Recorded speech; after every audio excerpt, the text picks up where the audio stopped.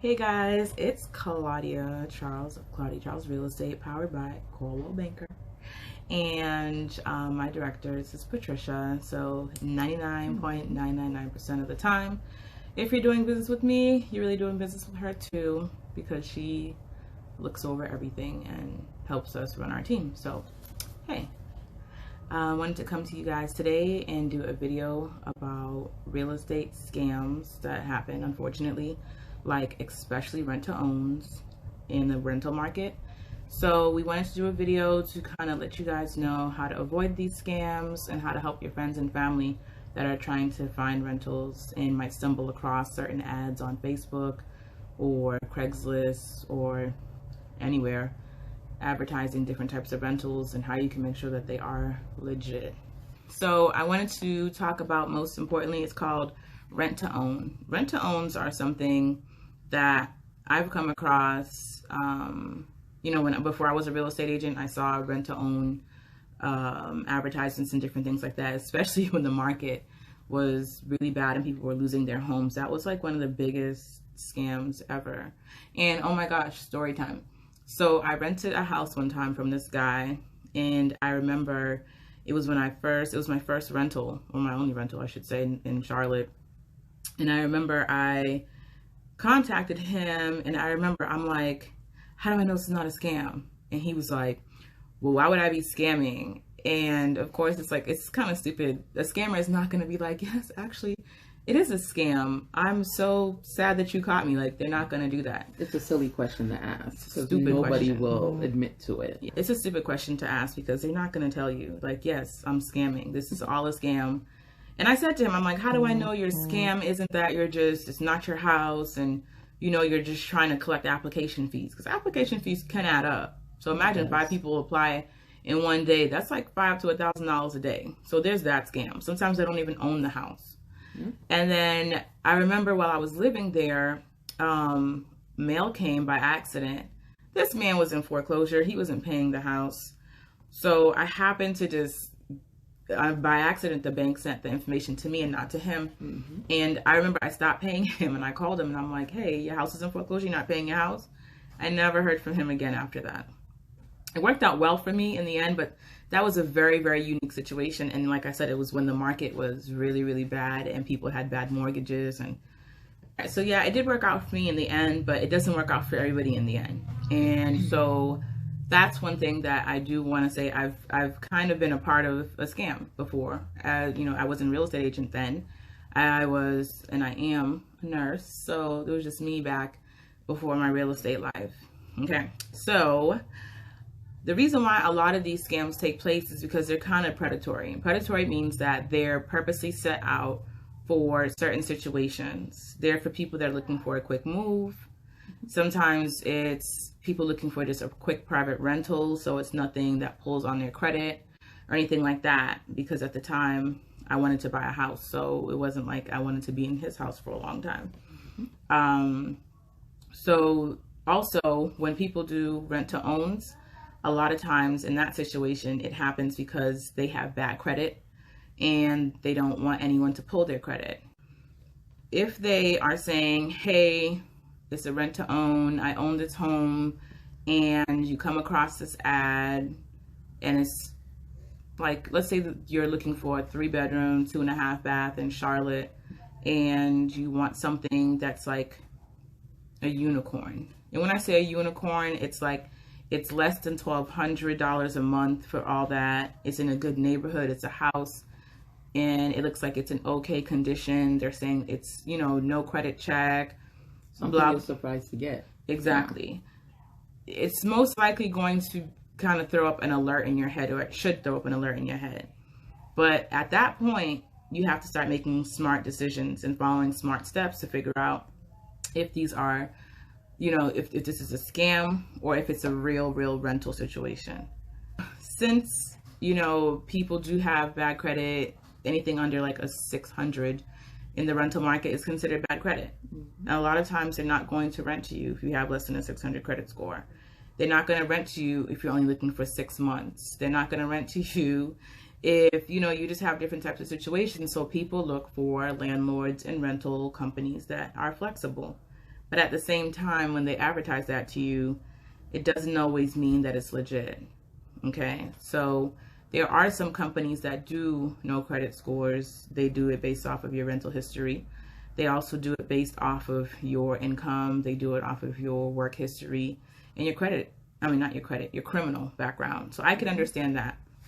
But what I'm talking specifically about is rent to own. If it's too good to be true, sometimes it's too good to be true. Because I have a rent with an option to purchase program. And people, when I start talking to them about it on Facebook especially, the first thing they say is it a scam? And that is so annoying because, first of all, if you look at the description and you read it all the way, you're going to see certain information that might separate this person from a scam. And I say that to say this. If they're a licensed real estate agent at a reputable firm that you can Google them and say, hey, that is Claudia Charles. And yes, she does work at Coldwell Banker. And yes, she has had transactions. Then don't ask me if it's a scam, okay? Do your research, because the people that contact me that have been scammed, they don't do their research. They just get so excited. The person was so nice and they were so informative and they were doing us such a favor. No one's doing you a favor in business, okay? It's a mutual beneficial situation, okay? Always put that in your head. This is a mutual beneficial situation. It's not a favor. So I say that to say this. When you find a private landlord or an investor and the investor is like, oh yeah, I'm in the middle of buying this property, but I'm looking for a renter at the same time, just stop the whole conversation right there, okay? Because they might be, there's so many different scenarios, and I don't want to throw wholesalers under the bus. I don't want to throw private landlords under the bus, but you're in a gray area when you're dealing with those type of situations. You can call an agent in that market and say, hey, my name is Patricia. I need to find a rental, and I started to talk to somebody about this rental. Can you help me with it? They might do it for free or for a fee. So it goes back to, it's a mutual beneficial situation. So if this person's asking you to give them a $4,000 down payment, hey, wire me this money, I can send you the lease, I can secure everything right now, blah, blah, blah. There's going to be a rent to own. I'm not going to check your credit. Remember, mutually beneficial, okay? Before you send that $4,000, before you send them any application with your social on it, anything like that, you need to call an agent. Call an agent. They have a license. We have a board to answer to when things go wrong. Call somebody that has some liability if things don't go right and pay them for their time. And it will be beneficial to you and to them because they've gained a client, a happy client, and then you've also saved yourself on what would be $4,000 if it's a scam. You have no credit check or you have bad credit, which in the business world, that means that you're less likely to follow through on your lease, right? And the only thing this person has said to you to make you feel like it's legit is, oh, since you don't have good credit, or because I didn't run your credit, or because it's a rent to own, you have to put down a higher deposit. That's a lot of money to throw away to a stranger. Have you seen whether or not they own the property? You know, have you checked their ID? Can you say, hey, send me a picture of your ID? Do a video tour. Say, hey, can you show me the house and do a video tour? But also you need to see their face at the same time. Ask them to do a Zoom or some type of video in that actual property, showing you the front of the house, the inside of the house. Show them, do everything. Would you be able to fight them in court? Would you have documents to prove, yes, I gave so-and-so this amount of money for this house? Exactly. People that are going to run a scam are not going to want to prove anything to you. Don't let them say, oh, well, I got other people helping, you know, doing this, or, oh, I'm not in the country right now. Don't fall into those type of games of high pressure where you start to doubt yourself and they're telling you to make a decision now. No. This is a real sale of a property pretty much because they're telling you you're renting to own. Is there an attorney involved? You have to remember, these people are going to make a lot of money off of you. This is a mutual beneficial situation. You're conducting business. Make it a business transaction. This is not a friend of a friend. This is not a family member. lawyers need to be involved to some capacity, because if you're doing a rent to own, that means that you're going to have a lease for more than 4 to 5 years that you're going to be under with that owner. And in North Carolina, you can actually have that recorded on the title of the house. One thing that people have to start getting in the habit of is doing research. Yes, research. You need to be better informed about who you're doing business with. If they're saying they own the house, look up the county tax record, type in the address, and see whose name comes up. If you see whose name comes up and then that person says they're so-and-so, then what you need to do at that point is ask for an ID. You need to ask for a picture ID. It don't feel like you're asking for too much. You're not, because if that person is not a licensed agent, you can't go look them up on the North Carolina Board of Realtors and type in their name and find them. No, they're a private landlord, they're a homeowner. How is he supposed to prove all those things? The same way that they're privy to your personal information, I think reasonably you need to be privy to theirs as well. So if they say they're John Smith from Charlotte, tell them to send you, to do a video and show you an ID, show them some type of identification with their picture and that name, because it's such an easy way to kind of like scare off a scammer when you start asking them for personal information as well. Exactly. You worked so hard for your money. You saved up everything you had. Now somebody's asking you such a big amount. So do not wire them anything whatsoever. No Cash App. That's not even professional for them to ask you to do that. No money orders. Where's your money going? Can you track it? If they cash it, do you have any receipts to say, yes, this is how much I gave to so-and-so? Especially if you don't even have the right name or the right address. So, no Western Union. That's another one. Do not wire any funds. Even in real estate, when we're buying a house, we always tell our clients, don't wire funds to anybody, anytime, anywhere. Because wired funds cannot be tracked the right way. So let's say someone you just sent $4,000, and I keep saying $4,000 because I have a person that I actually know. They found a home in a great neighborhood for a low amount of money, and the person sent them a generic application. They filled it out. They of course got approved, and then they said, okay, send us this $4,000 deposit so we can secure this house for you, so that the minute that we purchase this house, we can turn around and rent it to you. No, it was a scam. And because they wired funds to them from their own bank, they weren't able to prove that. So in that situation, you're losing out on money that you actually need to get into a home that's legit.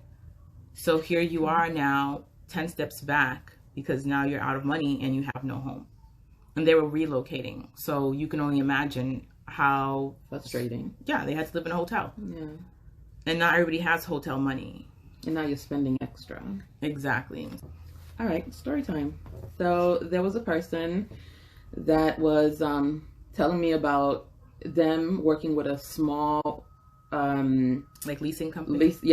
And they put in an application and gave them all the information, didn't do their research, and what ended up happening is they got their information stolen. Credit cards were opened on their names, their bank account created under their names.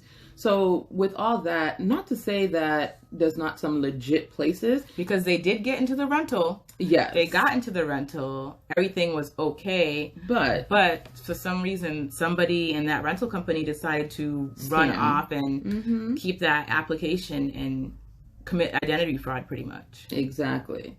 And if you do your research, there are some great options out there. They could scam with your social and they could steal your money. And those are the two things that are very hard to get back to perfect. Exactly. Because there's not a lot of protection there for people that do that. I've been able to outscam a scammer in a few situations for a few of my clients, and I've gotten their money back. But you're not going to get an agent that's just going to want to help you when you don't even know them and they have no dog in the fight. We go above and beyond. That's all we're saying. I'm telling you. And you have to, because there are a lot of scams out there, and in the right situation, you can be lucky enough to find an agent that is going to fight for you and fight for your money back with no cost. But I would tell people, if you're willing to spend $4,000 to get into a rental without even seeing it, without really verifying anything, hire an agent for $400 or $500 and say, hey, can you do this homework for me, you know, to make sure that we're sending our money the correct way. Or hire an attorney and they can do the back work for you. They can come up with the contract for you to sign and have everybody come there to whatever city and state you're going to be living in and sign the paperwork. Or they can communicate with the owner if the owner does not live in the state. You know, there's ways to actually do legit business. Even if you don't have great credit, people still respect you if you want to pay for their services, whether you have good credit or not. Have somebody on your side. Exactly. Don't feel like they're doing you a favor. This is a mutual, beneficial situation. They don't know you. Exactly. So make sure that the money that you work hard for is in the right hands at all times while you're trying to get into this rental situation. Okay, guys? So most importantly, guys, I want you to, 1, subscribe to my Instagram page, because I'm going to have plenty of videos like this year, because it's just time to start sharing some of these things with you guys. Also sharing this with agents, because some agents don't even know what they can do to help renters when they come to them. And then also I'm sharing these videos this year too, and making these videos because the scamming, I mean, it's at an all-time high. It is at an all-time high because of everything that's happened financially this last year or so. You know, people are more desperate. You're desperate to live in your own home, and people are desperate to make money. You just want to make sure that your money is in the right place at the right time and that you're not being taken advantage of. So tag your friends in this, because literally everyone needs to know about this, because even if you're not looking for a rental, you never know which is. Exactly. Make sure that you let your friends know about this video. Tag your friends, share it, forward it, post it on your stories, do whatever you want. Tell Save somebody yourself some money. Yep. Tell somebody to tell somebody to tell somebody. Because at the end of the day, hey, if your friends are out there wasting their money, sending it to the wrong people, who are you going to ask to borrow money? You could be giving you a gift. Definitely not going to give you a gift. But what I'm saying is, imagine if you just ask your friend to hold like $250. Like, can I borrow $250? And they turn around, they're like, oh my God, I just got scammed, girl. I just sent $4,000 to this person that said they were going to rent me a house. And you sitting there feel some type of way like, wow. So you definitely could have let me borrow that $250. If you would have told them about this video, see what I'm saying? They wouldn't have gotten scammed. And then they might be able to let you hold that $250. Gotta be smart. Bye, guys.